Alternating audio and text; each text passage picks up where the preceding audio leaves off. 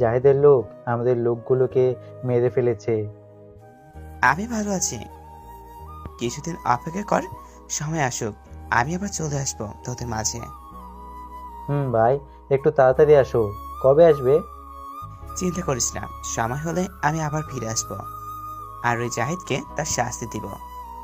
টাকা লাগলে বলবি, আমি পাঠিয়ে দিব।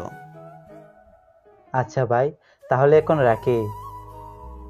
ফোন কেটে দেওয়ার পর আমি বাড়ির বাইরে যাওয়ার জন্য রেডি হলাম এবং ড্রয়িং রুমে এসে দেখি বোন টিভি দেখছে। আমি বললাম, আদিবা, আম্মু কোথায় রে? ও, আপনার তো বলতেই ভুলে গেছে, আমার বোনের নাম আদিবা।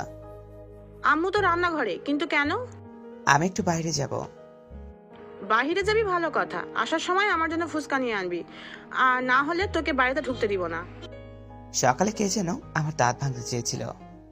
তখন তো আমি মজা করছিলাম, আমি আমার কিউট ভাইটা দাঁত ভাঙতে পারি বল। হয়েছে হয়েছে, আর বলা লাগবে না। যা, আসার সময় 20 টাকার ফুচকা নিয়ে আসবো নি। বোনটা মন খারাপ করে বলল, মাত্র 20 টাকার। হুম, খেলে খাবে, না খেলে নাই। তখন বোনটা বলল, আমায় বলল, না থাক, নাই মামার থেকে কানা মামা অনেক ভালো, ঝাল দিয়ে আনবি। আচ্ছা, এখন আমি বাইরে যাচ্ছি, আম্মুকে বলিস। এই বলে আমি বাইরে এসে সাব্বিরকে ফোন দিলাম। আর হ্যাঁ, সাব্বির হলো আমার কলেজের টুকরা বন্ধু। হ্যালো সাব্বির, কই তুই? চল, আজকে আমার সাথে একটু আড্ডা দে, অনেকদিন ধরে আড্ডা দেওয়া হয় না। ফোনের ওপাশ থেকে সাব্বির বলল, আচ্ছা বল, কোথায় আসবো? নদীর পাড়ে চলে আই, আবহাওয়া বেশ ভালো, জায়গাটা ফ্রেশ মাইন্ডে কথা বলা যাবে, কি বলিস? ঠিক বলছিস। আচ্ছা কয়টায় আসবো? এখন তো 4টা বাজে, তুই এখনই চলে আয়। আচ্ছা আমি এক্ষুনি আসতেছি। আচ্ছা, সাবধানে আসিস, বলে ফোনটা কেটে দিলাম। আমি নদীর পাড়ে যাওয়ার জন্য একটা রিক্সা খুঁজতেছিলাম, কিন্তু পুরা কপাল, তাই রিক্সা পাইলাম না। তাই হেঁটে হেঁটে যাচ্ছি। হঠাৎ চোখে পড়লো কিছু লোক একটা বৃদ্ধ লোককে ঘিরে রেখেছে। আমি তাদের সামনে গিয়ে বৃদ্ধ লোকটাকে বললাম, চাচা, এরা আপনাকে এভাবে ঘিরে রেখেছে কেন? দেখো না বাবা, কে যেন আমাকে মারার জন্য এদেরকে পাঠিয়েছে। ছুরি দেখিয়ে তখন ওদের মধ্যে প্রথম মোটা লোকটা বলল, এই যে ছেলে, ভালো চাও তো এখান থেকে কেটে পড়ো, না হলে যে হাতে ছুরি দেখছিস এটা দিয়ে একবারে গলা নামিয়ে দিব। আমি তো করে হাসতে থাকলাম। কিরে, তুই কি পাগল হয়ে গেলি? বাচ্চাদের হাতে ছুরি থাকতে নেই। কি বললি তুই? এক্ষুনি দেখাচ্ছি বাচ্চারা কি করতে পারে। এই বলে মোটা লোকটা এগিয়ে এসে আমার শার্টের কলার ধরে যখন আমার পেটে ছুরি আঘাত করতে যাবে, তখনই ছুরিটা ধরে বুকে এক লাথি মারলাম। ছিটকে গিয়ে পড়লো কিছুটা দূরে। তখন আমি বললাম, ভালো চাস তো এখন এখান থেকে কেটে পড়, না হলে সব কটাকে এমন কেলান দিব না, টানা 30 দিন চলার মতো অবস্থায় থাকবি না। এই, তোরা দাঁড়িয়ে কি দেখছিস? মার শালাকে। সবগুলো আমার উপর হামলা করলো। আমি আর কি করব? এক একটাকে ধরে ঘুষি লাথি দিয়ে চলছি। হঠাৎ তাদের মধ্যে থেকে একটা লোক আমার হাতে ছুরি দিয়ে আঘাত করলো, ফলে আমার হাত কেটে গেল। মাথায় রাগ উঠে গেল। আজ তোদেরকে এমন অবস্থা করব যা সারা জীবন আমার মায়ের কথা মনে রাখবি, বলে পাশে থাকা একটা রডের টুকরো উঠিয়ে সব কটার হাতে পায়ে বাড়ি দিতে লাগলাম। কিছুক্ষণ পর দেখলাম সবগুলো রক্তাক্ত হয়ে গেছে, কেউ আর মার খাওয়ার অবস্থায় নেই, তাই আর মারলাম না। বৃদ্ধ লোকটাকে বললাম, চাচা, আপনি এখন বাড়িতে চলে যান, আর পারলে থানায় একটা চিঠি করে আসেন। বলা তো যায় না, আবার অন্য কেউ আপনার উপর হামলা করতে পারে। আরো কিছু কথা হলো, তারপর দুজনের মধ্যে লোকটা বলছিল তার সাথে যাওয়ার জন্য। আমি তাকে বললাম চলে যেতে, কারণ আবার তার উপর হামলা করতে পারে। তারপর এটা বলে আমি কাছেই এক ফার্মেসিতে গেলাম হাত ব্যান্ডেজ করতে। হাত ব্যান্ডেজ করে চলে গেলাম নদীর পাড়ে। গিয়ে দেখি সাব্বির বসে আছে। আমিও সামনে যাওয়ার পর সাব্বির বলল, কিরে, তোর আসতে এত দেরি হলো কেন? আরে, রাস্তায় রিক্সা পাইনি, তাই দেরি হয়েছে। হঠাৎ সাব্বিরের নজর আমার হাতে পড়ল, তখন বলল, তোর হাতে কি হয়েছে? ব্যান্ডেজ করা কেন? আরে তেমন কিছু না, একটু কেটে গেছে। শালা হাত কেটে গেছে আর বলছিস তেমন কিছু না। আচ্ছা, এখন রাগ দেখাতে হবে না। এখন বল, তোর গার্লফ্রেন্ড কি খবর? আর খবর একটা, প্যারার বস্তা, শুধু প্যারা দিতেই থাকে। চল আজকে বিরিয়ানি খেয়ে আসি, অনেকদিন ধরে খাওয়া হয় না। ঠিক বলেছিস, চল। চলুন এবার এই গল্পের নায়িকা সম্পর্কে কিছু জেনে আসি, আর দেখে আসি নায়িকা কি করে।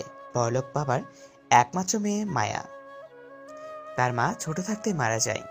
বাবার অতি আদরে মায়া কিন্তু তাদের পেছনে অনেক শক্ত লেগে আছে। তার একটাই কারণ, মায়ের বাবা একজন বড় ব্যবসায়ী বলে। বাবা, বাবা, টাকা দাও, শপিং করতে যাব।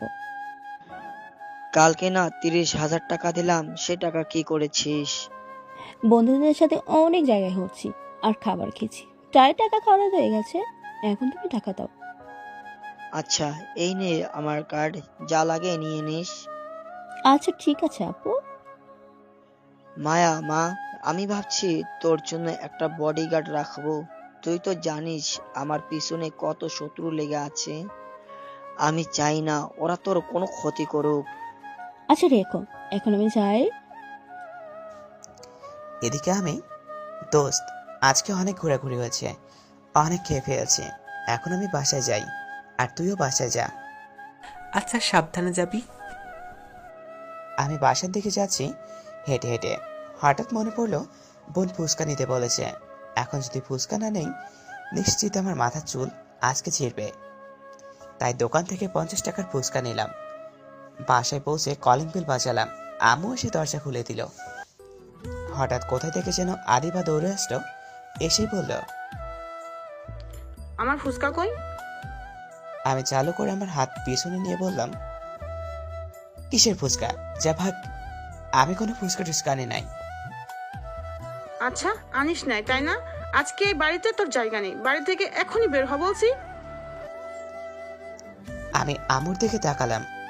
আমি তোদের মধ্যে নেই, আমি গেলাম। হঠাৎ আদিবা বলল, কি রে, তোর হাত পিছনে কেন? হাত সামনে আন বলছি তোর। যে হাতে ফুচকা ছিল সে হাতটা সামনে নিয়ে আসলাম। আদিবা আমার হাত থেকে ফুচকা দেখে খুব খুশি হয়ে বলল, আমি জানতাম তুই ফুচকা নিয়ে আসবি, তুই তো আমার কিউট ভাই। ফুচকা দেখে এখন আমি কিউট আর ভালো হয়ে গেলাম, তাই না? আরে তা না, আমি জানি আমার ভাই অনেক ভালো আর তার এই বোনটিকে অনেক ভালোবাসে। কিছু বলতে যাব তার আগেই আদিবা আবার বলল, আচ্ছা, তোর আর এক হাত পিছনে কেন? ওটা সামনে নিয়ে আয়। আরে আর কিছু নিয়ে আসিনি, এখন আমাকে যেতে দে তো, আমি রুমে যাব। আমি বলেছি তুই কিছু নিয়ে এসেছিস, তোর হাত দেখাতে বলেছি, হাত দেখাবি ব্যাস। কি আর করার, হাতটা সামনে নিয়ে আসলাম। আর হাতে ব্যান্ডেজ করা দেখে আদিবা অস্থির হয়ে বলল, ভাই, তোর হাতে কি হয়েছে? হাত ব্যান্ডেজ করা কেন? আম্মু, আম্মু, এখানে এসো তাড়াতাড়ি। পুরাই কান্না করে দিয়েছে বোন। কান্না করে আম্মুকে ডাকছে। আম্মু ছুটে আসলো আর বলল, কি হয়েছে, তুই কান্না করছিস কেন? আদিবা কান্না করে বলল, দেখো না, ভাইয়ের হাত ব্যান্ডেজ করা। তোমার ছেলেকে বলে দাও আজকের পর থেকে আর বাইরে যাওয়া নিষেধ। তোর হাতে ব্যান্ডেজ কেন? আম্মু, সাপের সাথে কথা বলছিলাম আর ছুরি দিয়ে ফল কেটে খাচ্ছিলাম, তখন হাতটা কেটে গেছে। আমি জানি বোন আমাকে অনেক ভালোবাসে, তাই কান্না করে দিয়েছে। তা জিজ্ঞেস করলাম, হাত আমার কেটেছে কিন্তু তুই কান্না করছিস কেন? আদিবা প্রচন্ড রেগে বলল, কুত্তা, তোর মাথা ফাটাবো হারামি, তোর ছুরি দিয়ে ফল কাটা খাওয়াচ্ছি। তখন আমি আম্মুকে জিজ্ঞেস করলাম, আচ্ছা আম্মু, আমি বড় নাকি আমার বোন বড়? মাঝে মাঝে মনে হয় বোনই বড়, আমাকে যেভাবে শাসন করে। আম্মু কিছুই বলছে না, আর বোন বলল, আমি তোর বড়, যা তোর রুমে যা, আমি খাবার নিয়ে আসছি। আমি রুমে চলে আসতাম।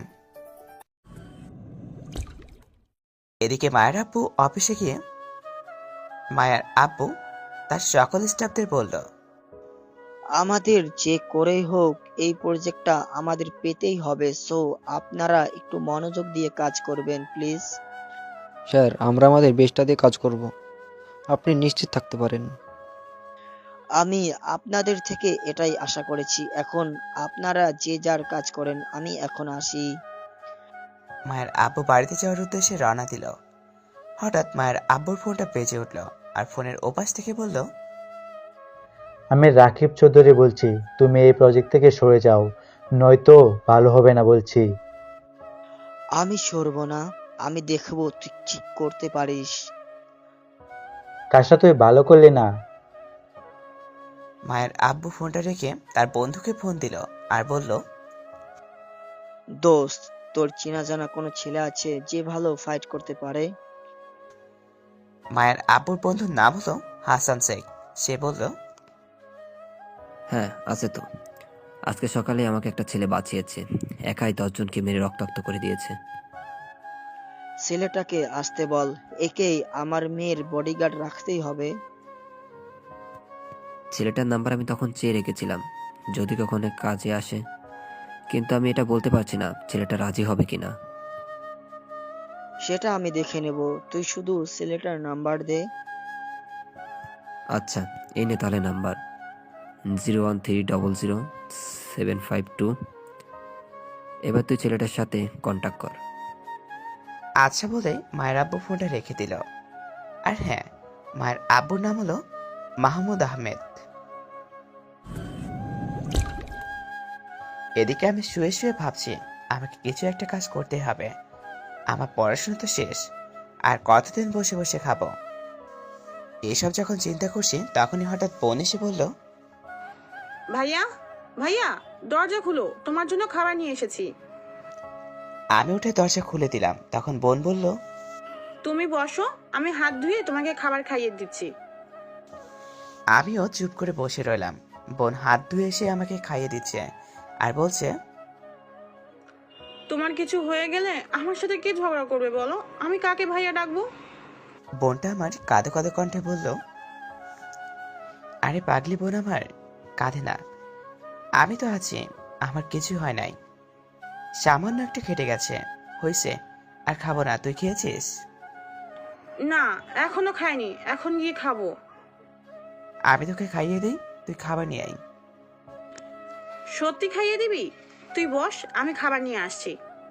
তারপর বোনটা গিয়ে খাবার নিয়ে আসলো, আমি খাইয়ে দিলাম। বোনটাকে তখন আমাকে ওষুধ খাইয়ে দিয়ে চলে গেল। আমিও ঘুমের রাজ্যে পাড়ি দিলাম। এদিকে মায়ের আব্বু বাসায় এসে মাকে ডাকতে লাগলো আর বলল, মায়া, মা, তুই কোথায়? তখন মায়া সিঁড়ি দিয়ে নামতে নামতে বলল, আব্বু, তুমি ওকে ডাকছিলে? মায়া, মা, আমি চাই তুমি আর একা কোথাও যাবে না। আমি কালকে তোমার জন্য একজনকে রাখবো যে সব সময় তোমাকে সেভ করবে।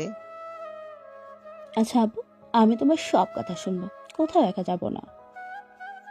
তুই আমার একমাত্র মেয়ে, তাই তোকে নিয়ে আমার অনেক ভয় হয়। আরে আব্বু, এসব কথা বাদ দাও, এখন চলো আমরা ডিনার করে নিই। আচ্ছা চল। মায়া বড়লোক হলেও তার মধ্যে কোনো অহংকার নেই। মায়া আর মায়ের আব্বু ডিনার করে যে যার রুমে ঘুমাতে চলে গেল।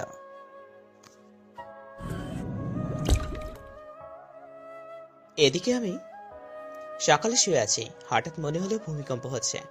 আমি লাফ দিয়ে উঠলাম, উঠে দেখি কই, সব তো ঠিকই আছে। খেয়াল করি আমার বালিশ কাঁপতেছে। বালিশের নিচে হাত দিয়ে দেখি আমার ফোন বাজতেছে। ভাইব্রেশন মোড করা তো, তাই কাঁপতেছিল। আমি ফোন হাতে নিয়ে দেখি অপরিচিত নাম্বার, তাই রিসিভ করলাম না, আবার শুয়ে থাকলাম। কিছুক্ষণ পরে দেখি আবার ফোন বাজতেছে। তখন দেখি আগের নাম্বার থেকে ফোন এসেছে। এবার রিসিভ করলাম। আসসালামু আলাইকুম, কে বলছেন? ওয়ালাইকুম আসসালাম, আমি রাশেদ মাহমুদ বলছি। তুমি কি কালকে কোনো লোককে বাঁচিয়েছিলে রাস্তায়? একজন বয়স্ক ব্যক্তিকে কিছু ছেলে আটকে রেখেছিল যখন। জি হ্যাঁ, আমি একজন বয়স্ক লোককে বাঁচিয়েছিলাম। কেন বলেন তো? তুমি কি আমার সাথে একটু দেখা করতে পারবে? তোমার সাথে একটু সরাসরি কথা বলতাম, প্লিজ আমার অনুরোধটা রাখো। আচ্ছা, আপনার ঠিকানাটা বলেন, কোথায় দেখা করব? আমি তোমার নাম্বারে টেক্সট করে দিচ্ছি, তুমি আমার বাড়িতে চলে এসো। আমি আজকে বাড়িতেই থাকবো। আচ্ছা, আমি তাহলে নাস্তা করে বের হচ্ছে। আচ্ছা, তুমি এসো, আমি তোমার অপেক্ষায় রইলাম। এটা বলে ফোন কেটে দিলাম। আমি উঠে ফ্রেশ হয়ে নিচে গেলাম। তখন আম্মু বলল, কি রে, তোর ঘুম হয়েছে? তুই আজকে এত চালু উঠলি, ব্যাপারটা কি? কেন? আমি কি চালু উঠতে পারি না? আমি কি সেটা বলেছি তুই উঠতে পারিস না? তোকে তো কোনোদিন এত সকালে নাস্তার টেবিলে দেখি নাই, তাই বললাম। আমি কিছু বলতে যাবো তখন আদিবা এসে বলল, ভাইয়া, আমি কি জেগে আছি না ঘুমিয়ে আছি? তুমি এত সকালে, তাও আবার নাস্তার টেবিলে? যাক, ভালোই হয়েছে, আজকে একসাথে নাস্তা করব। তোর হাতের ব্যথা কমেছে? হ্যাঁ, আমার ব্যথা কমছে। এখন কথা না বলাই নাস্তা দে, আমার ক্ষুধা লাগছে। আচ্ছা, তুমি বসো, আমি নাস্তা দিচ্ছি। আমি নাস্তা করতে টেবিলে বসে পড়লাম। তখন আব্বু এসে বলল, বাবা, তোর কি কিছু হয়েছে? তুই এত সকালে নাস্তা করছিস বাবা তুমিও এই একই কথা বললে? কেন? আমি আবার কি বললাম? তোকে তো আমি এত সকালে নাস্তা তো দূরের কথা, ঘুম থেকে উঠতেই দেখি নাই, তাই বললাম আর কি। তখন আম্মু এসে আব্বুকে উদ্দেশ্য করে বলল, এসে গেছো তুমি, ভালো করেছো। এখন বসো, নাস্তা করে নাও। তারপর বোন, আমি, আব্বু, আম্মু আমরা সকলে মিলে নাস্তা করতে বসে পড়লাম। এদিকে জাহিদের লোক বলল, বস, মাফিয়া কিং তো এখন আর নেই। এখন আমরা ড্রাগস আর মেয়ে পাচার করতে পারবো। এতদিন ওই শালার জন্য কিছুই করতে পারিনি। ঠিক বলেছিস, আর ওর জন্য আমাদের কোটি কোটি টাকার লোকসান হয়েছে। এখন আর চিন্তা নেই, এখন আমরা আমাদের কাজ শান্তিমতো করতে পারবো। জি বস। আচ্ছা শোন, যেখান থেকে পারিস 50টা মেয়ে ধরে নিয়ে আয়। মেয়েগুলোকে 5 দিনের মধ্যে আমার চাই, তাদেরকে পাকিস্তানে পাচার করতে হবে। বস, আপনি কোনো চিন্তা করবেন না, আমি এদিকটা সামনে নিচ্ছি। আমি 50টা মেয়ে নিয়ে আসার ব্যবস্থা করছি। এদিকে মায়ের আব্বু মায়াকে ডাকতে লাগলো। কিছুক্ষণ পর মায়া এসে বলল, জি আব্বু, আমাকে কিছু বলবে? মা, আজকে তোর বডিগার্ড বানানোর জন্য একটা ছেলেকে ডেকেছি, দেখি সে আসে কিনা। আসলে ছেলেটাকে তোর বডিগার্ড বানানোর জন্য যে করেই হোক রাজি করাবো, কারণ তুই আমার একমাত্র মেয়ে, তুই ছাড়া আমার আর কে আছে বল? আপু, তুমি এত ইমোশনাল কেন বলো তো? আমার তো কিছু হয়নি, তার আগে কান্নাকাটি ছুড়ে দাও। এখন চলো, নাস্তা করে নিবে, আবার তোমার ওষুধে খেতে হবে। তাহলে চল নাস্তাটা করি। এদিকে আমি নাস্তা করে রেডি হয়ে বসে আছি। হঠাৎ মনে পড়ল, আমাকে তো একজনের সাথে দেখা করতে যেতে হবে। দেখি সে মেসেজের ঠিকানা পাঠিয়েছে কিনা। মেসেজ চেক করে দেখলাম ঠিকানা পাঠিয়েছে। আমিও ঠিকানা অনুযায়ী যাওয়ার জন্য ঘর থেকে বাইরে হলাম। তখন বোন বলল, ভাইয়া, তুমি কোথায় যাচ্ছ? এই তো বন্ধুদের সাথে আড্ডা দিতে যাচ্ছি। সারাদিন কি আর ঘরে বসে থাকা চাই বল? একটু বাইরে থেকে ঘুরে আসলে ভালো লাগবে। আচ্ছা যাও, তাহলে কিন্তু আজকে সাবধানে থাকবে, তোমার যেন কোনো ক্ষতি না হয়। আর আসার সময় আমার জন্য চকলেট নিয়ে আসবে। বেশি চকলেট খাইলে দাঁতে পোকা হবে। না, হবে না, আমি দিনে 2 বার ব্রাশ করি। আচ্ছা বুঝছি, তোর সাথে কথা পারবো না। চকলেট পাগলি বোন আমার, যা নিয়ে আসবো নে। আচ্ছা আমি তাহলে আসি বলে বাড়ি থেকে বের হয়ে রিক্সা খুঁজতেছি। আজ কপাল ভালো বলে একটা রিক্সা পেয়েও গেলাম। তখন রিক্সাওয়ালা মামাকে বললাম, মামা যাবেন এই ঠিকানায়? মামা জামু, আপনি উঠেন। আমি রিক্সায় উঠে ভাবতে লাগলাম, আমাকে একটা কাজের জোগাড় করতে হবে। আর কত আব্বুর কষ্ট করবে। আরে আপনারা কি ভাবছেন একজন মাফিয়া কিং কি করে গরিব হয়? তাই তো, আসলে আমি যেসব খারাপ নেতার কাছ থেকে ভয় দেখিয়ে টাকা উঠাই, আর সেই টাকাগুলো আমি এতিমদের দান করি আর গরিব অসহায় মানুষের জন্য খরচ করি। তাছাড়া একজন মাফিয়া কিং এর গ্যাং চালাতেও টাকা লাগে, আর সেই টাকা আমি তাদের পেছনে খরচ করি। আমার নিজের কাছে খুব কম টাকা রাখি। এক কথায় আমি চাই উপার্জনের টাকা দিয়ে আমি আমার পরিবার চালাবো। আর আমি যে মাফিয়া কিং এটা কেউ জানে না। রিক্সাটা কতক্ষণ পর একটা বিশাল বাড়ির সামনে থামলো। তখন রিক্সাওয়ালা মামা বলল, মামা আয়সা পড়ছি। তারপর আমি রিক্সা ভাড়া দিয়ে যখন বাড়ির ভিতরে প্রবেশ করতে যাব, ঠিক তখনই দারোয়ান বলল, কি চাই? আর আপনি না বলে বাড়িতে প্রবেশ করছেন কেন? আমাকে রাশেদ মাহমুদ দেখা করতে বলেছে। আচ্ছা, আপনি অপেক্ষা করুন, আমি স্যারের অনুমতি নিয়ে আসি। এই বলে দারোয়ান ভিতরে চলে গেল। আমি বাইরে দাঁড়িয়ে থাকলাম। কিছুক্ষণ পর দারোয়ান এসে বলল, আপনাকে স্যার ভিতরে যেতে বলেছি। আমি বাড়ির গেট দিয়ে ভিতরে প্রবেশ করলেই অবাক হয়ে গেলাম। আমি চারপাশ শুধু দেখতেছি আর সামনে যাচ্ছি। বাড়ির বাইরেটা যত সুন্দর করে সাজানো। তারপর আমি বাড়ির দরজা দিয়ে কলিং বেল বাজালাম। কিছুক্ষণ পর একজন কাজের লোক এসে দরজা খুলে দিল। তখন আমি বললাম, তোমাদের স্যার কোথায়? ভিতরে আসেন। আমি ভিতরে গিয়ে দেখি এক ভদ্রলোক খবরের কাগজ পড়তেছে। তখন আমি তাকে বললাম, আসসালামু আলাইকুম, আপনি কি রাশেদ মাহমুদ? জি, আমি রাশেদ মাহমুদ। তোমার নাম কি? আমার নাম নীরব। তা আপনি আমাকে কি জন্য ডেকেছেন? তুমি কালকে কোনো লোককে গুন্ডাদের হাত থেকে বাঁচিয়েছিলে? জি, আমি তাকে বাঁচিয়েছিলাম। এখন বলেন আমাকে কেন ডেকেছেন? আগে তুমি এই সোফায় বসো, আমি বলছি। আমার নাম রাশেদ মাহমুদ। আমি বাংলাদেশের টপ বিজনেসম্যানদের মধ্যে ৩য় নম্বরে আছি। আমার ব্যবসার কারণে আমার অনেক শত্রু হয়ে গেছে। তারা সব সময় আমার ক্ষতি করার আশায় থাকে। আমি বুড়ো হয়ে গেছি। আমি বাঁচলাম কি মরলাম তাতে আমার কিছু যায় আসে না। আমার একটা মেয়ে আছে। আমি চাই না তারা আমার মেয়ের কোনো ক্ষতি করুক। আপনি আমাকে এসব বলছেন কেন? আমি চাই তুমি আমার একমাত্র মেয়ের বডিগার্ড হয়ে থাকো।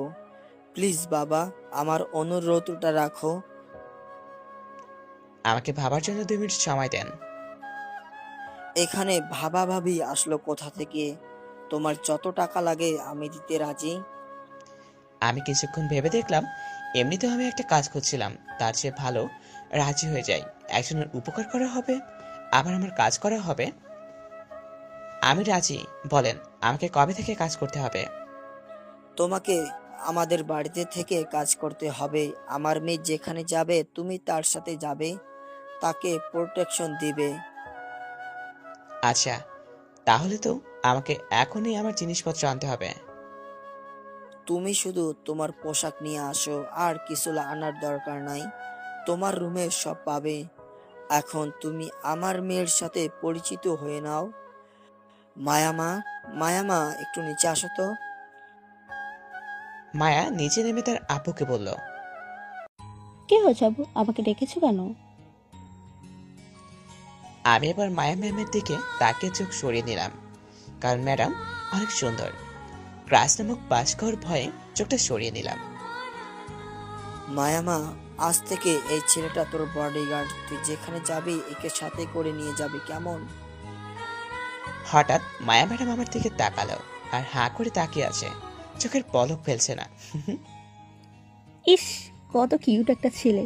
আর এই ছেলেটা হবে আমার বডিগার্ড। এ তো মেঘ না চাইতে জল। মায়া ম্যাম মনে মনে বলল, তোমরা কথা বলো, আমি একটু আমার রুমে যাই। হঠাৎ মায়া ম্যামের দিকে তাকিয়ে দেখি আমার দিকে হাঁ করে তাকিয়ে আছে। তখন আমি বললাম, আসসালামু আলাইকুম ম্যাম, আপনি কেমন আছেন? ওয়ালাইকুম সালাম, আমি ভালো আছি। তুমি কেমন আছো? আর হ্যাঁ, আমাকে আপনি করে বলবে না, তুমি করে বলবে, মনে থাকে জানো। তুমি তো প্রথম দেখাই আমার মন চুরি করে নিলে। মায়া ম্যাম মনে মনে বলল। মায়া ম্যাম একদিন আমার দিকে তাকিয়ে আছে। আমার কেন যেন অস্থির লাগছে, তাই আমি বললাম, ম্যাম এমন হাঁ করে কি দেখছেন? তোমাকে, তুমি কত কিউট। কি? এই না কিচ্ছু না। আরে এই, তোমাকে না বললাম আমাকে ম্যা বলে ডাকবে না, আমার নাম ধরে ডাকবে, মনে থাকে জানো। এটা কি করে হয়? তোমার কাছে আপনি ডাক শুনলে কেমন যেন বুড়ি বুড়ি মনে হয়। শুধু আমার নাম ধরে ডাকবে। আচ্ছা, নাম ধরে ডাকবো। এখন আমি বাসায় যাই, আমাকে তো আবার জামা কাপড় আনতে হবে। হ্যাঁ, চালু যাও, আর চালু করে আসবে অনেক। এখানে এত খুশি হওয়ার কি আছে? সময় হলে ঠিকই বুঝবে। এখন তুমি কিছু খেয়ে তারপর চাপে। আমি তো খেয়ে এসেছি। আচ্ছা, আমি এখন যাই। এই বলে আমি মায়াদের পাশে থেকে বের হয়ে আসলাম। কি সুন্দর মায়া, নামের সাথে চেহারাও বেশ মিল আছে। দূর, আমিও তো কেন ভাবছি আমি কোথায় আর মায়া কোথায়? আমাদের মাঝে আকাশ পাতাল ব্যবধান। সো এইসব চিন্তা দূর করতে হবে। ওদিকে মায়া ভাবছে, ইস, কত কিউট ছেলেটা। তাকে যে করেই হোক আমার করে নিব। ওর দিকে তাকেই থাকতে মন চায় শুধু।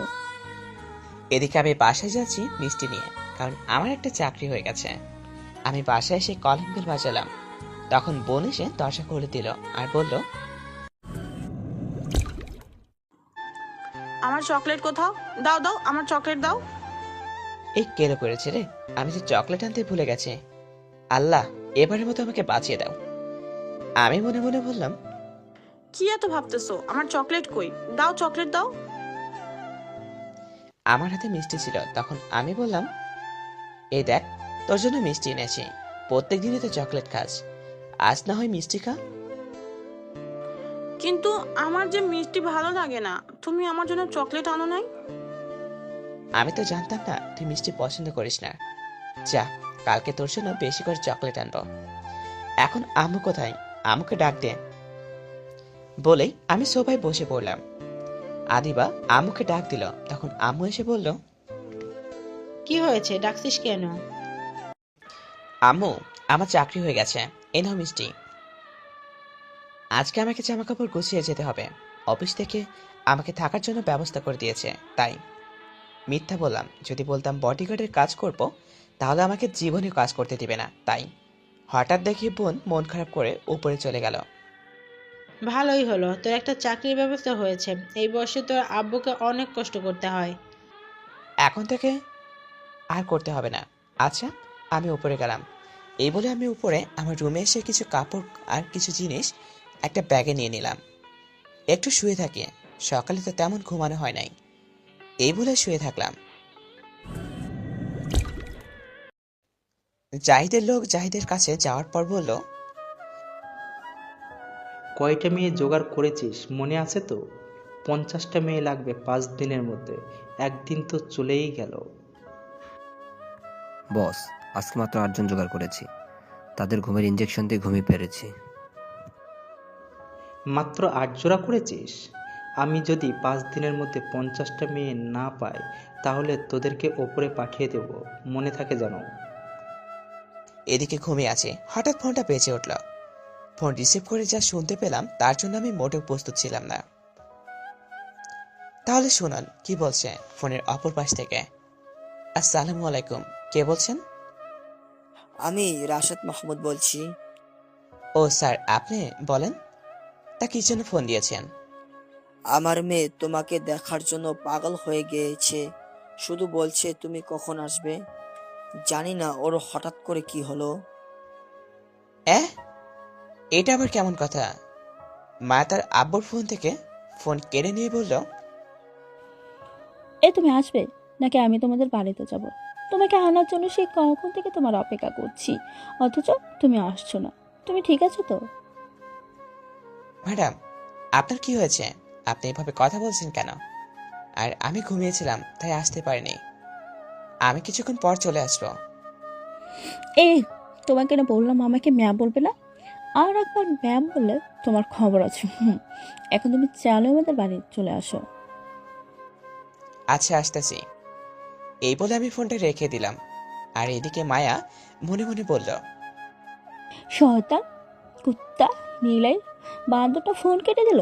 কত কষ্ট করে আব্বুকে দিয়ে ফোন হলাম, অথচ শয়তানটা আমার ফোন কেটে দিল। তুই শুধু একবার আয়, তোকে আমি দেখে নেবো। আমার ঘুম নষ্ট করে তুই হারামে ঘুমাচ্ছিস। তোর ঘুম আমি ছুটাবো। এদিকে আমি আমার রুম থেকে বের হয়ে যখন নিচে নামতে যাব, তখন আমার কানে কারো কান্নার আওয়াজ আসলো। আর মনে হচ্ছে কে যেন কান্না করতেছে। আর আমার মনে হচ্ছে কান্নার আওয়াজটা আদিবার রুম থেকে আসতেছে, তাই আমি আদিবার রুমে গেলাম। গিয়ে দেখি আদিবা ফুপিয়ে ফুপিয়ে কান্না করতেছে। আমি তখন আদিবাকে বললাম, বোন, তুই কান্না করিস কেন? তোকে কেউ বকেছে? আমাকে বল, তোর কিছু লাগবে আমাকে বলতে পারিস, আমি এনে দিব। বোন আমার দিকে তাকিয়ে হঠাৎ দৌড়ে এসে আমাকে জড়িয়ে ধরে আরো কান্না করতে শুরু করলো আর বলল, ভাইয়া তুই এই বাড়ি ছেড়ে চলে গেলে আমার একটুও ভালো লাগবে না। প্লিজ ভাইয়া, তুমি কোথাও যেও না, তোমাকে ছাড়া আমি থাকতে পারবো না ভাইয়া। দেখ বোন, তুই কান্না করিস না, আমি তো আর বাড়ি ছেড়ে চলে যাচ্ছি না। আমি মাঝে মাঝে আসবো বাড়িতে, আর তোর জন্য তখন অনেক চকলেট নিয়ে আসবো। না, আমার চকলেট লাগবে না, আমি তোমাকে কোথাও যেতে দিব না ভাইয়া। বোন দেখ, আব্বুর বয়স হয়েছে, এই বয়সে আর কত কষ্ট করবে তুই বল। তাই তো আমি কাছে যাচ্ছি, প্লিজ বোন, তুই আর না করিস না। আচ্ছা, আমি তোমাকে আর আটকাবো না, কিন্তু মাঝে মাঝে আমাকে দেখতে আসবে কিন্তু।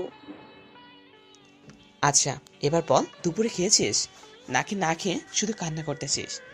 চোখ তো একবারে ফুলিয়ে ফেলেছিস কেঁদে কেঁদে। না ভাইয়া, এখনো কিছু খাইনি। তুমি যখন চলে যাওয়ার কথা বলছিলে তখন থেকে কান্না করছি রুমে বসে। পাগলি বোন আমার। আচ্ছা তুই বস, আমি খাবার নিয়ে আসতেছি। এই বলে আমি নিচে এসে আমাকে বলে খাবার আধেবার রুমে নিয়ে আসলাম। তখন আমি বললাম, হ্যাঁ কর, আমি তোকে খাইয়ে দিচ্ছি। বোন আমার চুপটি করে বসে আছে, আমি তাকে খাইয়ে দিচ্ছি। আর খাবো না, এখন প্লেটটা আমাকে দাও, আমি তোমাকে খাইয়ে দিচ্ছি। বলে এক প্রকার জোর করে আমার থেকে খাবারের প্লেটটা নিয়ে আমাকে খাইয়ে দিতে লাগলো। আম্মু দরজার আড়াল থেকে আমাদের দুই ভাই বোনের কাণ্ড থেকে মুচকি এসে চলে গেল। আমি আদিবাকে খাবার খাইয়ে দিয়ে বললাম, এবার বাচ্চা মেয়ের মতো চুপ করে থাক, আর এই নে 200 টাকা, কাল স্কুলে যাওয়ার সময় চকলেট কিনে খাস, তোর কিছু লাগলে আব্বুকে বলবি। এই বলে আমি আমার রুমে এসে কিছুক্ষণ বসে থেকে ভাবলাম আর কি আছে নেওয়ার মতো। হঠাৎ একটা জিনিসের কথা মনে পড়ল। আমি আলমারির ড্রয়ার খুলে আমার একটি পিস্তল নিয়ে আমার কোমরে গুঁজে নিলাম। তারপর রওনা দিলাম মায়েদের বাড়িতে যাওয়ার জন্য। রাস্তায় এসে আমি কানে হেডফোন লাগিয়ে গান শুনতেছি, আর পাশে তাকিয়ে দেখছি কোনো রিক্সা পাওয়া যায় কিনা। ব্যাগটা কাঁধে নিয়ে কিছু দূর সামনে যেতেই কিছু ছেলে আমার পথ আটকে দাঁড়ালো। তখন আমি বললাম, মামারা কি চাই, আমার পথ আটকে দাঁড়ালেন কেন? তাদের মধ্যে একজন ছেলে বলে উঠল, তুই আমাদের লোকদের মেরেছিস কেন? তারা তো তোর কোনো ক্ষতি করে নাই, আজ তার হিসাব করতে এসেছি। আমি আবার তোমাদের কোন লোকদের মারলাম? তখন কালো একটা মোটা ছেলে সামনে আসলো। আরে ভাই, ওই যে বৃদ্ধ লোকটা বাসাতে গিয়ে মেরেছিলেন, সেই লোকটা। আমি ছেলেটাকে দেখে বললাম, কিরে তুই সুস্থ হয়ে গেছিস? যাক ভালো কথা, দোয়া করি তুই আরো বেশি দিন বেঁচে থাক। আচ্ছা ভাই, আপনি কে যে এদের হয়ে আমাদের কাছে এসেছেন ওকালতি করতে? আমি এদের বস, আর এরা আমার হয়ে কাজ করে। আমার নাম হচ্ছে হাত কাটা জনি। আমি তাদের বসকে ভালো করে উপর থেকে নিচ পর্যন্ত দেখে বললাম, তা জনি ভাই, আপনার তো কোনো হাত অথবা পা কাটা নাই, তাহলে আপনার নাম হাত কাটা জনি হলো কি করে? আমি মানুষের হাত কাটি, তাই আমার নাম হাত কাটা জনি। আজকে তোর হাত কাটবো। এই বলে একটা বড় ছুরি বের করলো। তোর কত সাহস, তুই আমার লোকদের মেরেছিস? আচ্ছা দেখি কি করে আমার হাত কাটিস। তাদের মধ্যে থেকে একটা ছেলে আমার কাছে ছুরি নিয়ে এগিয়ে আসলো। আমি সোজা ছেলেটার দু পায়ের মাঝে বরাবর একটা কিক মারলাম। তার ছেলেটা ছুরি ধরে মাটিতে কই মাছের মতো লাফালাফি করতে লাগলো। কি বললি মামা, তুমি আসবে নাকি তোমার চামচাকে পাঠাবে? ছেলেগুলো বসকে উদ্দেশ্য করে বললাম। এটা বলার পর দেখি জনি তার কোমরের পিস্তল বের করলো, আমাকে যে শুট করতে যাবে, আর আমিও গুলি থেকে বাঁচার জন্য সাথে সাথে আমার কোমর থেকে পিস্তলটা বের করে জনির হাতে গুলি করলাম। ফলে জনির পিস্তলটা পড়ে গেল, আর আমি এক এক করে তাদের সব লোকগুলোর পায়ে গুলি করলাম, কিন্তু কাউকে মেরে ফেলিনি। আমি জনের কাছে গিয়ে কয়েকটা ঘুষি লাথি দিয়ে জনের কপালে পিস্তল ঠেকিয়ে বললাম, তুই কি গাধা নাকি? তোর এতগুলো লোকদের মেরে সেদিন তক্তা বানালাম, আর তুই আজ এসেছিস আমাকে মারার জন্য? একটা কথা মনে রাখবি, বাঘকে কখনো ঘোর খাঁচায় আনিস না, তাহলে নিজে বিপদ নিজে ডেকে আনবি। আর আজকের পর থেকে তোদের যেন আমার চোখের সামনে না দেখি। যা, তোকে এবারের মতো ছেড়ে দিলাম। তারপর আমি ওদের কাছ থেকে বিদায় নিয়ে যেতে লাগলাম মায়েদের বাড়িতে। আমি হাঁটতেছি আর আমার মনে হচ্ছে আমার পা কাঁপতেছে। হঠাৎ দাঁড়িয়ে খেয়াল করলাম আমার ফোন বাজতেছে। ধুর শালা, ফোনটা যে কেন ভাইব্রেশন মোড হয়ে যায় বুঝি না। মনে মনে বললাম,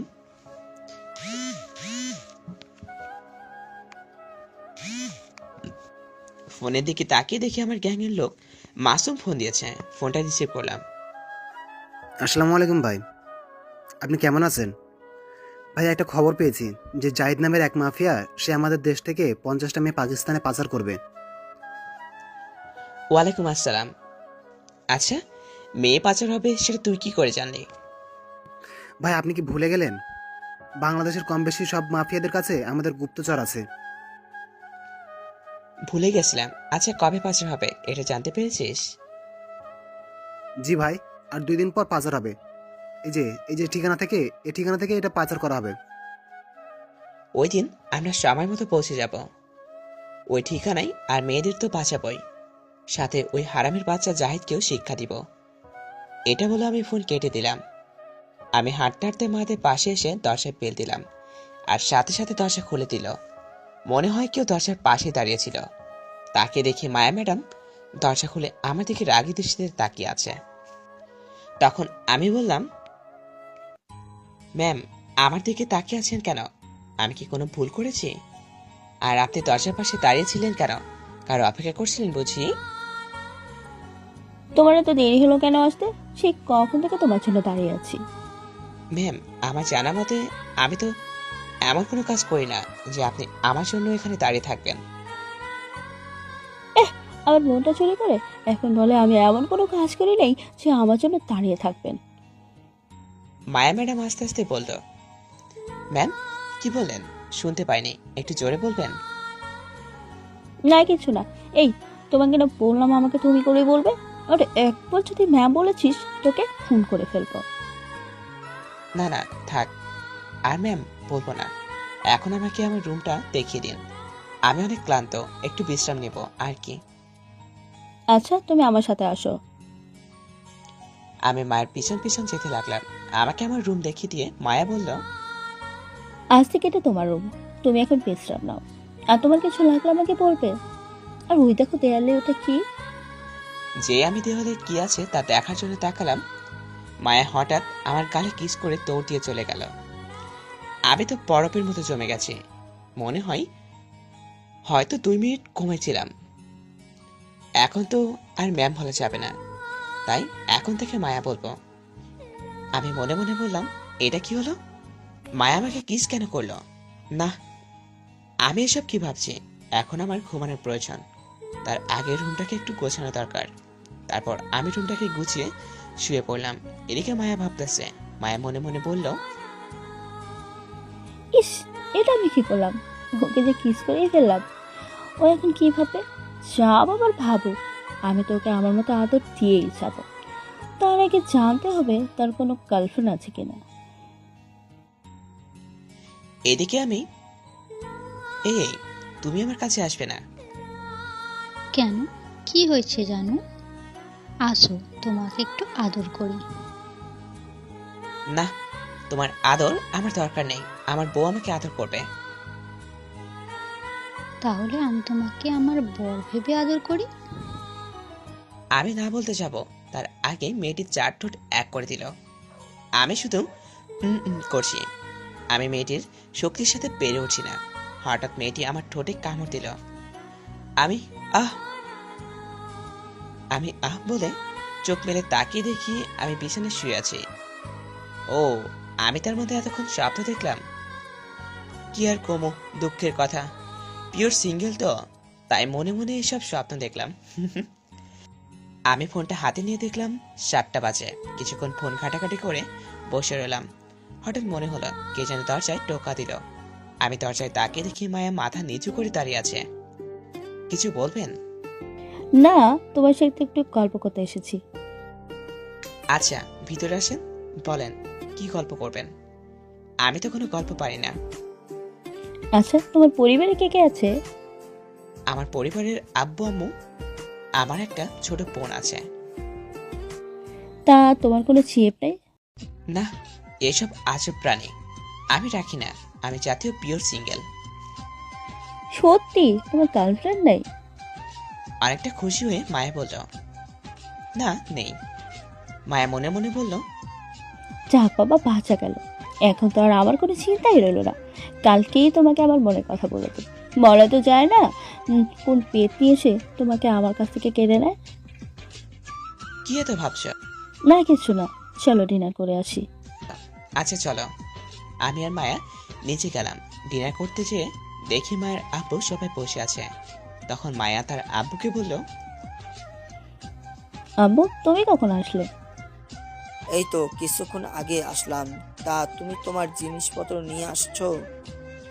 মায়ার আব্বু আমাকে উদ্দেশ্য করে বলল, জি স্যার, এনেছি। আমাকে স্যার বলার দরকার নাই, আজ থেকে আমাকে আঙ্কেল বলবা, কেমন? জি স্যার। ও থুক্কু আঙ্কেল। হ্যাঁ, এখন ঠিক আছে, চলো ডিনার করে আসি। আমি আর মায়া এবং আঙ্কেল মিলে ডিনারটা সেরে নিলাম। তারপর আমি আমার রুমে এসে বসে রইলাম, ভাবছি এখন কি করব। বাড়িতে থাকলে বোনটার সাথে মজা করতে পারতাম। এখন বোনটার কথা খুব মনে পড়তেছে। আমি বাড়িতে ফোন দিলাম। আম্মু ফোন তুলল। আসসালামু আলাইকুম আম্মু, কেমন আছো? তোমরা রাতে খাবার খেয়েছো? ওয়ালাইকুম আসসালাম। হ্যাঁ বাবা, আমরা খেয়েছি। তুই খেয়েছিস? আম্মু, আমিও খেয়েছি। আচ্ছা, আমার ছোট বোনটা কি করে? আর বলিস না, তুই বাড়ি থেকে যাওয়ার পর থেকে মনটা খারাপ করে বসে আছে। ও এই ব্যাপার। আচ্ছা বোনের কাছে দাও তো, আমি কথা বলবো। আদিবা, আদিবা কই গেলি? জলদি এদিকে আয়, তোর ভাইয়া ফোন দিছে, তোর সাথে কথা বলবে। আরিবা দৌড়ে এসে আমাকে বলল, দাও দাও, ফোন দাও, আমি ভাইয়ার সাথে কথা বলি। আদিবা আম্মুর কাছ থেকে ফোন নিয়ে বলল, ভাইয়া তুমি কেমন আছো? তুমি রাতে খেয়েছো? বোন, খেয়েছি। তুই খেয়েছিস? আর হ্যাঁ, আমি ভালো আছি। তুই কেমন আছিস? ভাইয়া তোমাকে ছাড়া ভালো লাগে না। কাঁদো কাঁদো কণ্ঠে আদিবা বলল, বোন তুই এমন করলে কিন্তু আমিও কষ্ট পাবো। তুই কি চাস তোর ভাই কষ্ট পাক? না আচ্ছা যাও, আর মন খারাপ করবো না। মনে থাকে যেন। মনে থাকবে। তুমি নিজের প্রতি যত্ন নিও। আচ্ছা, পাক্কা পুরি একটা। ভাইয়া এটা কিন্তু ঠিক না, আমার মতো পিচ্চি একটা মেয়েকে বুড়ি বলো না। আরে এটা তোর কথা, তুইও না। আচ্ছা আম্মুর কাছে ফোন দে। বোন আম্মুর কাছে ফোন দিল। হ্যাঁ বল। আব্বু কই? তোর আব্বু এখনো কাজের থেকে আসেনি। আচ্ছা তোমরা ভালো থেকো, এখন ফোন রাখছি। এটা বলে ফোন রেখে দিলাম। আর মনে মনে বললাম, জাহিদ তোর তো একটা ব্যবস্থা করতে হবে। তুই আমার লোকদের মেরেছিস, কিছু বলি নাই। এখন তুই মেয়ে পাচার করবি, এটা তো মানা যায় না। এর আগে তোকে অনেকবার সাবধান করেছি, তুই তবুও শুনলি না। তোকে তো আমি শেষ করে দিব। না, অনেক রাত হয়েছে, তাই আমি ফোনটাকে সাইলেন্ট করে শুয়ে পড়লাম। এদিকে মায়া মনে মনে বলে, না, কাল যে করেই হোক নীরবকে আমার মনের কথা বলে দেব। কাল তো আবার আমার ভার্সিটিতে যেতে হবে। ভার্সিটি থেকে ফেরার পথেই না হয় আমার মনের কথা নীরবকে বলে দেব। এখন বাচ্চা মেয়ের মতো চুপ করে শুয়ে থাকি। মায়ের সব কথা মনে মনে বলে ঘুমিয়ে পড়ল। সকালবেলা আমি শুয়ে আছি, কিচেনে এসে ধরছে টাকা দিচ্ছে। আমি তো আবার এত সকালে উঠি না। আর কি, আমি ভুলে গিয়েছিলাম যে আমি মায়েদের বাসায় থাকি, তাই আমি আমার মতো করে বিছানায় শুয়ে আছি। আর দরজার পাশে মায়া দাঁড়িয়ে আমাকে ডেকেই চলেছে। আমি ঘুম ঘুম চোখে উঠে গিয়ে দরজা খুলে দিয়ে দেখি মায়া দরজার পাশে দাঁড়িয়ে আছে আর আমার দিকে রাগীভাবে তাকিয়ে আছে। তখন আমি বললাম, আমাকে কিছু বলবেন? এতে কোন কেউ ঘুমায়? সেই কখন থেকে ডেকেই চলেছি। না মানে আমি স্বপ্ন দেখছিলাম কি, কে যেন আমাকে ক্লোরোফিল দিয়ে অজ্ঞান করে দিয়েছে, তাই তো আমি ঘুমিয়েছিলাম।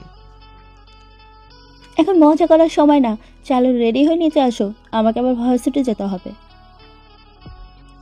এত সকালে কোনো ভার্সিটি খোলা থাকে নাকি? কি এত সকাল মানে? এখন সকাল 9টা বাজে। আরে কুল কুল, আমি এক্ষুনি রেডি হয়ে আসতেছি বলেই দিলাম বাথরুমে তোর। আর মায়া চলে গেল নিচে কাজের লোকের সাথে খাবার টেবিলে নাস্তা সাজাচ্ছে। আগেই বলেছিলাম মায়া বড়লোক হলেও তার মধ্যে কোনো অহংকার নেই। আমি রেডি হয়ে নিচে এসে মায়াকে বললাম, চলো ভার্সিটি যাবে না? আগে নাস্তা করে নাও, ভার্সিটি থেকে আমার কাছে নাস্তা করাটা ইম্পর্টেন্ট বেশি। এখন কোনো কথা না বলে নাস্তা টেবিলে বসো। আমিও মায়ের কথা মতো নাস্তার টেবিলে একটা চেয়ার টেনে বসে পড়লাম। মায়া আমার পাশে বসলো আর আমার প্লেটে খাবার তুলে দিয়ে নিজেও খাবার নিয়ে খাওয়া শুরু করলো। তখন আমি বললাম, আঙ্কেল কোথায়, তিনি খাবেন না?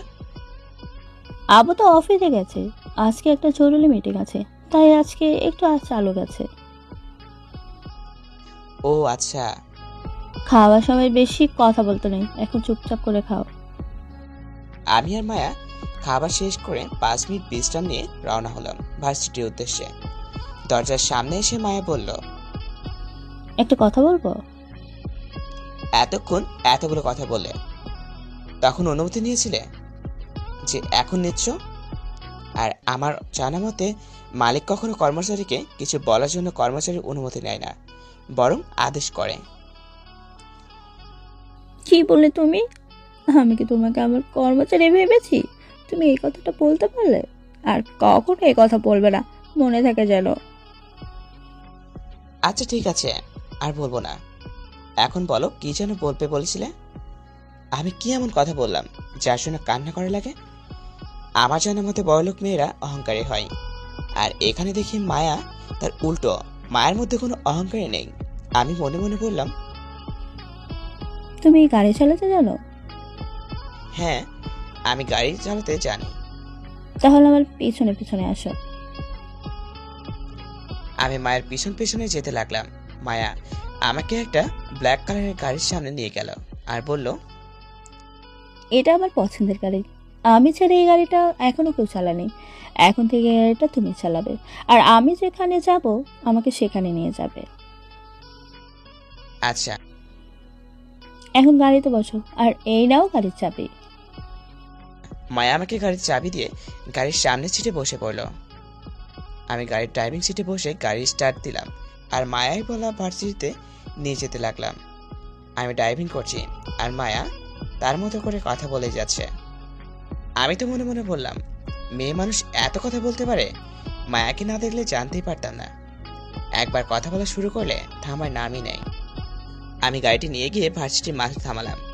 তা মায়া খেয়াল করেনি, সে তো কথা বলেই যাচ্ছে। তখন আমি তাকে বললাম, মায়া ম্যাম, আমরা ভার্সিটিতে এসে গেছি, এখন কি আপনি গাড়িতে বসে থাকবেন?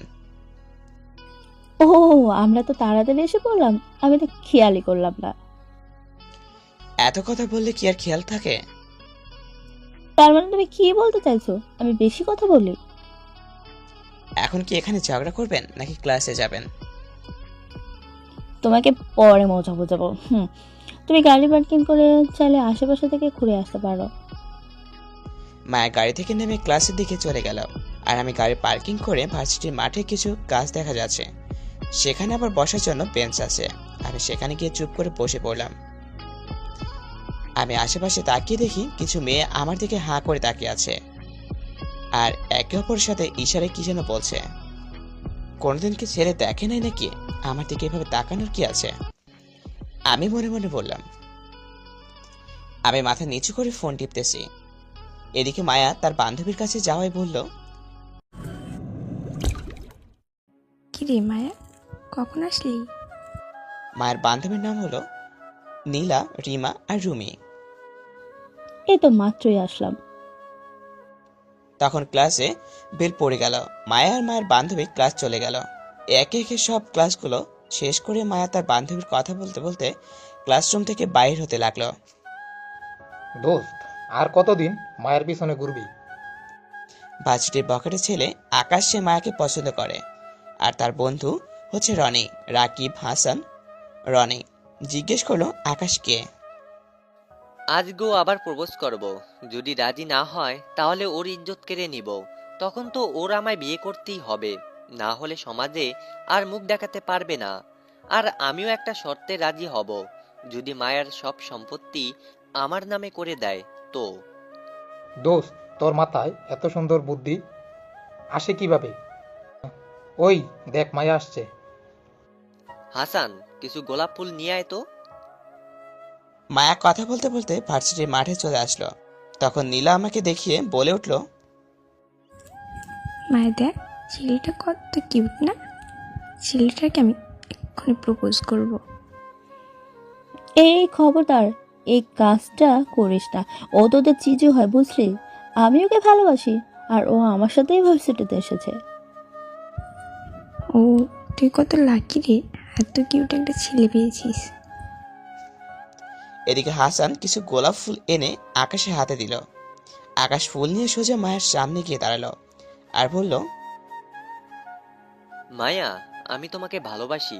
তুমি কি তোমার ওই হাত ধরে চলা সাথী বানাবে? হাঁটু গেড়ে বসে গোলাপ ফুল এক হাতে নিয়ে মায়ের দিকে বাড়িয়ে দিয়ে বলল, কতবার বলবো আমি তোমাকে ভালোবাসি না? অনেক হয়েছে, আর না। তোকে অনেক দিন প্রপোজ করেছি, আর তুই প্রত্যেকবার আমাকে ফিরিয়ে দিয়েছিস। আজকে তোর সব তেজ আমি শুষে নিব, দেখি তোকে কে বাঁচায়। এই বলে আকাশ মায়ের হাত ধরে টেনে নিয়ে যেতে লাগলো। মায়া ছুটার জন্য চেষ্টা করছে, কিন্তু আকাশের শক্তির সাথে পেরে উঠছে না। আর ভার্সিটির সবাই এই দৃশ্য দেখতেছে, কেউ এগিয়ে যাচ্ছে না, কারণ আকাশ এই এলাকার এমপি ছেলে। মায়া নীরব পরে জোরে চিৎকার দিল। আমি মাথা উঁচু করে সামনে তাকিয়ে দেখলাম একটা ছেলে মায়াকে টেনে নিয়ে কোথাও যাওয়ার চেষ্টা করছে, আর মানুষ দাঁড়িয়ে দাঁড়িয়ে দেখছে, কেউ কিছু বলছে না। আমি মায়ের সামনে গিয়ে মায়ের এক হাত ধরে বললাম, তখন আকাশ বলল, এই কেরে তুই? ভালো চাস তো এখান থেকে সরে যা, আর ওর হাত ছেড়ে দে। যদি না ছাড়ি তো কি করবি শুনি? আকাশ হঠাৎ করে আমার বুকে লাথি দিয়ে বসলো, ফলে আমি কিছুটা দূরে গিয়ে ছিটকে পড়লাম। আমি মাটি থেকে উঠে আবার গিয়ে মায়ের হাত ধরলাম। এবার আকাশ আমাকে ঘুষি মারতে নিলে আমি ওর হাত ধরে বুকে একটা লাথি দেই, ফলে কিছুটা দূরে গিয়ে পড়লো। আর মায়া আকাশের হাত ছেড়ে দেওয়ায় আমার পেছনে এসে দাঁড়ালো। আমি তখন মায়াকে বললাম, মায়া, তুমি এক সাইডে চলে যাও। আকাশকে মারার ফলে তার বন্ধুরা আমার দিকে তেড়ে আসছে। যখন রনি আমার গায়ে হাত তুলবে, আমি তখন আমার বাম হাত দিয়ে তার হাতে মোচকে ধরে আর তার ডান হাত দিয়ে তার নাক বরাবর ঘুষি মারে। এক ঘুষিতেই রনির অবস্থা খারাপ। হাসান তো রনের অবস্থা দেখে দৌড়ে পালালো। আকাশ কোথায় থেকে যেন একটা কাঠের টুকরো নিয়ে এসে পেছন থেকে আমার শরীরে আঘাত করলো। আমি যে আবার আঘাত করতে যাব, তখনই আমি কাঠের টুকরোটা ধরে ফেলি, আর সেটা আকাশের হাত থেকে নিয়ে উড়াধুরা পেটাতে শুরু করি। তখন আমার মাথায় প্রচন্ড রাগ উঠে গিয়েছিল। মায়া আমার সামনে এসে বলল, নীরব, ওকে ছেড়ে দাও, না হলে যে ও মারা যাবে। তখন আমি আকাশকে ছেড়ে দিই।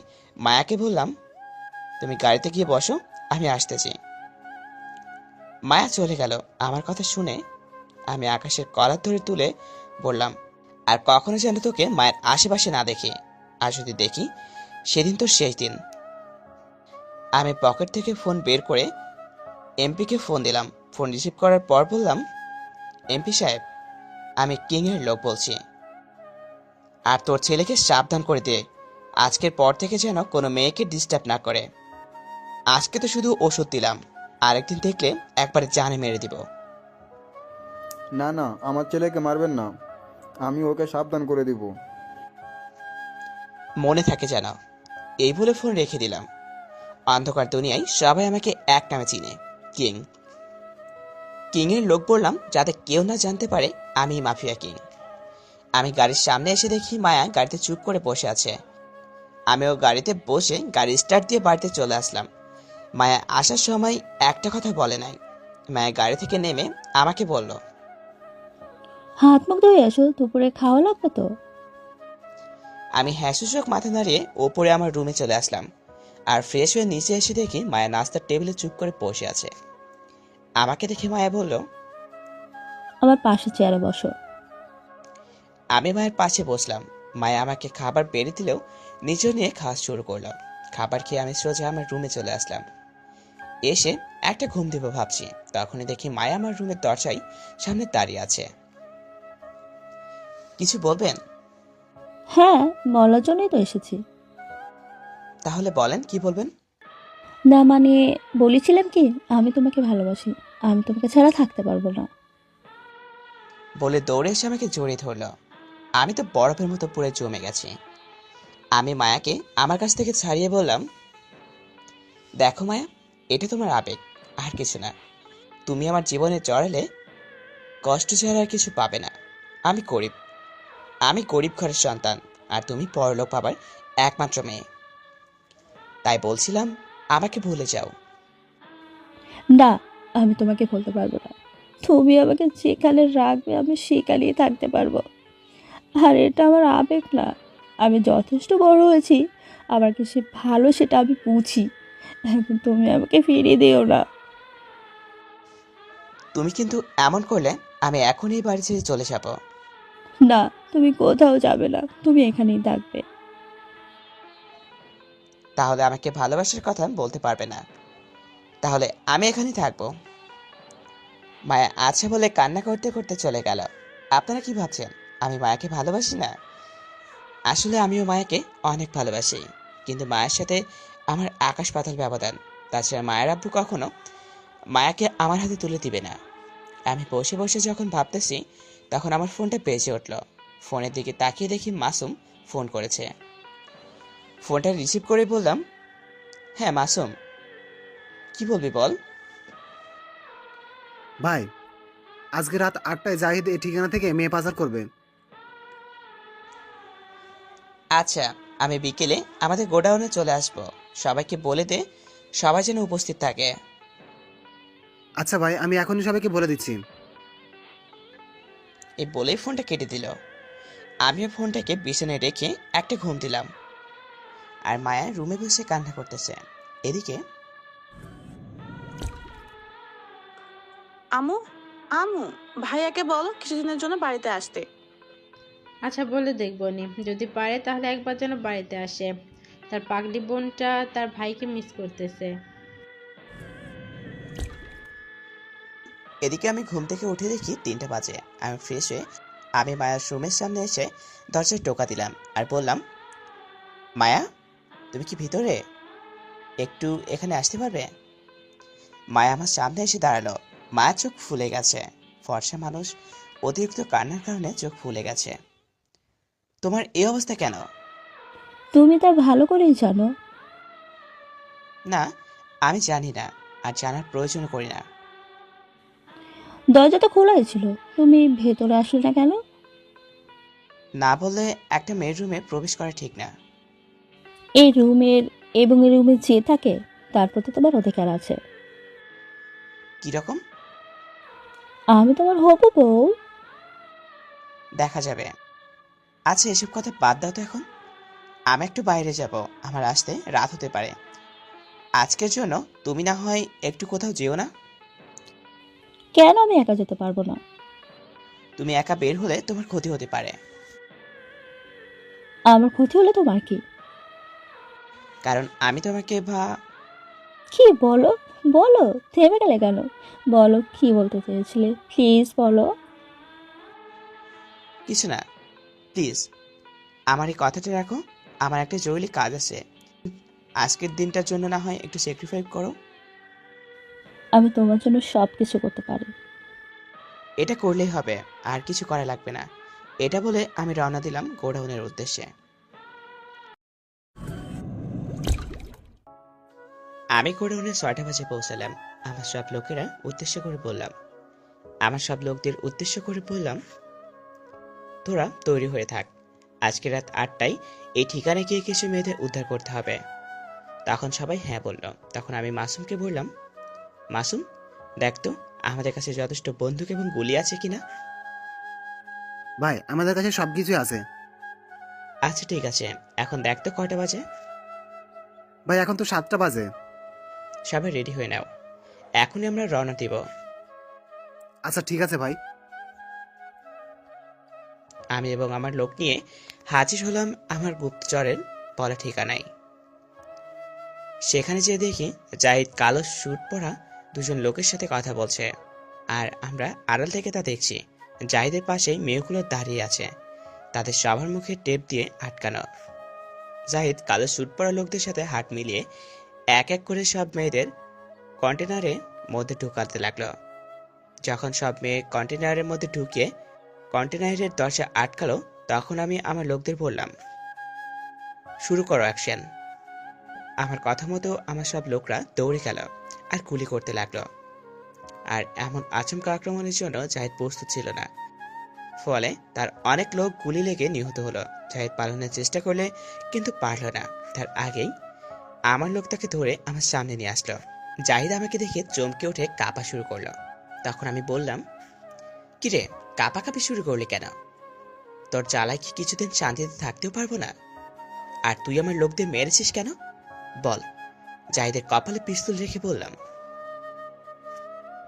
আমি চেয়েছিলাম তোর লোকেদের মেরে আমি মাফিয়া কিং হব, তাই তোদের মেরেছিলাম।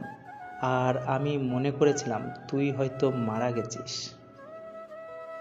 তবে অনেকবার সাবধান করেছিলাম যে এই খারাপ কাজ ছেড়ে দে, কিন্তু তুই শুনলি না। এবার ওপরে যে যা মন চাই তাই কর। এই বলে আমি জাহিদের কপালে 3টা বুলেট ভরে দিলাম আর পুলিশকে ফোন করে বললাম, হ্যালো, আমি কিং বলছি, এই ঠিকানায় চলে আসুন। এখানে এত নাম্বার কন্টেনারে 50টা মেয়ে আছে, তাদেরকে তাদের ফ্যামিলির কাছে পৌঁছে দিন। আর এখানে যে লাশগুলো আছে তাদেরকে আমি মেরেছি। তারা মেয়েগুলোকে পাচার করতে চেয়েছিল, তাই আশা করছি আর কিছু বলা লাগবে না। এই বলে ফোনটা কেটে দিলাম। আর আমরা একটা লোককে বললাম, এখানে পুলিশ না পর্যন্ত তুই লুকিয়ে থাকবি, পুলিশ আসলে তুই বাড়ি চলে যাবি। এই বলে আমি সেখানে স্থান ত্যাগ করলাম আমার দল নিয়ে, আর সবাইকে বলে দিলাম যে যার বাড়িতে চলে যাও। এদিকে মায়ের আব্বু আমাকে খাবার খাওয়ার জন্য ডাকতে লাগলো। মায়াকে ডাক দিতে গিয়ে তার আব্বু চমকে ওঠে, কারণ মায়া কান্না করতে করতে চোখ ফুলিয়ে ফেলেছে। তখন মায়ের আব্বু বলল, মায়া মা কোথায় তুই? আয় খাবার খেয়ে যা। মা তোকে কেউ কিছু বলেছে? তুই কি জন্য কান্না করেছিস আমাকে বল। আব্বু, আমি নীরবকে ভালোবাসি, আমি তাকে ছাড়া বাঁচবো না, কিন্তু নীরব আমাকে ফিরিয়ে দিচ্ছে কারণ আমি বড়লোক বলে। এই জন্য কান্না করা লাগে পাগলি মেয়ে? আমি আছি তো, আমি তোর সাথে নীরবের বিয়ে দেব। সত্যি বলছো তুমি আপু? সত্যি বলছি, তোর খুশিতেই আমার খুশি। তোমাকে কি বলে যে ধন্যবাদ দেবো এখন? হয়েছে থাক, কিন্তু তুই এত তাড়াতাড়ি নীরবকে কি করে ভালোবেসে ফেললি? 2 দিন হলো আসলো। জানি না, প্রথম তাকে ভালোবেসে ফেলেছি, এখন জলদি বিয়ের আয়োজন করো। তখন মায়ের আব্বু কিছু বলতে যাবে তার আগেই মায়া বলল, ঠিক আছে আব্বু, কিন্তু তুমি নীরবের আব্বু আম্মুর সাথে কথা বলে রাখো। আচ্ছা ঠিক আছে। এদিকে আমি সোজা আমার বাসায় চলে আসলাম। আদিবা আমাকে দেখতে পেয়ে দৌড়ে এসে জড়িয়ে ধরল আর বলল, ভাইয়া তুমি কেমন আছো? ভালো। আমার বোন কেমন আছে? এতক্ষণ ভালো ছিলাম না, এখন তুমি এসে পড়েছো তাই ভালো হয়ে গিয়েছি। তাই নাকি? আব্বু আম্মু কোথায়? এই মাত্র তারা দুজনে গিয়ে শুয়ে পড়ছে। আচ্ছা, আমি রুমে গেলাম, অনেক ক্লান্ত লাগছে, একটু ঘুমিয়ে নিলে ঠিক হয়ে যাবে। আচ্ছা ঠিক আছে, যাও কিছু খেয়ে নাও। না, এখন আর কিছু খাবো না। তারপর আমার রুমে এসে ঘুমিয়ে গেলাম। পরের দিন সকালে উঠে দেখি মায়ের আব্বু কল দিয়েছে। ফোন রিসিভ করার পর বলল তাড়াতাড়ি বাসায় আসতে। আমি তাড়াতাড়ি উঠে চলে গেলাম। তখন সময় 7টা বাজতে চলেছে। আমি কোনো মতে ফ্রেশ হয়ে চলে গেলাম। যাওয়ার পর আমি বললাম, কি হয়েছে আঙ্কেল, এত তাড়াতাড়ি আমায় ডাকলেন? একটু আমার সাথে চলো, সমস্যা হচ্ছে। কোথায় আঙ্কেল? আসলে আমি একটা 200 কোটি টাকার কাজ পেয়েছি, কিন্তু সেটা 2 জন মিলে আমার থেকে কেড়ে নিতে চাইছে। এখন আজ এমপি কে নিয়ে আমায় ডেকেছে, জানি আমি সেখানে গেলে কিছু একটা হবে আর আমার থেকে এই কাজ কেড়ে নিবে। আমি এই কাজটা করার জন্য ব্যাংক থেকে অনেক টাকার লোন নিয়েছি। এখন এই কাজটা না করতে পারলে লস হবে অনেক। বুঝতে পারছি। আপনি চলেন, দেখি কে নাই। তারপর আঙ্কেলের সাথে চলে গেলাম একটা পুরনো ফ্ল্যাটে। সেখানে যাওয়ার পর দেখি এমপির সাথে আরো 3 জন বসে আছে। আমার এমপি দেখে চিনতে পারছে। আমি তাকে বলেছি সেদিন যে আমি কিং, তাই এমপির সাথে সাথে উঠে দাঁড়িয়ে বলল, আরে কিং ভাই, আপনি এখানে? আমাকে বলতেন, আমি চলে যেতাম আপনার কাছে। সবাই কিং এর নামটা শুনে ভয়ে দাঁড়িয়ে পড়ল, সাথে আঙ্কেলও অবাক হয়ে তাকিয়ে আছে। তখন আমি বললাম, কি হয়েছে? তার কাজটাকে কে নিতে চাইছে এখানে? আমি আঙ্কেলকে দেখিয়ে দিয়ে বললাম। তখন এমপি বলল, কেউ না ভাই, ভুল হয়ে গেছে, আর কেউ তার কাজে বাধা দেবে না, আপনি যান। সরি ভাই। মনে থাকে যেন, পরের বার যেন এমন ভুল না হয়। তারপর আমি আঙ্কেলকে নিয়ে পাশে চলে আসলাম। তখন আঙ্কেল আমায় বলল, তুমি তাহলে সেই কিং? আঙ্কেল, আমি সেই কিং, কিন্তু আমি ভালো লোকদের কিছু বলি না। যারা খারাপ কাজ করে তাদের আমি শাস্তি দেই। গতকাল হয়তো টিভিতে শুনেছেন 50 জন মেয়েকে উদ্ধার করা হয়েছে। শুনেছি। এটা তাহলে তুমি করেছো? এটা আমি করেছি। খুব ভালো কাজ করেছো, খুব খুশি হলাম। আমি কিছু বলতে যাব, তখন মায়া এসে বলল, জলদি কলেজ যেতে হবে, লেট হয়ে গেছে। তখন মায়াকে নিয়ে কলেজে চলে আসলাম। আসার পর মায়া ক্লাসে চলে গেল। তখন মায়ের বান্ধবী নীলা আসলো আর বলল, হাই, আমি নীলা, কেমন আছো?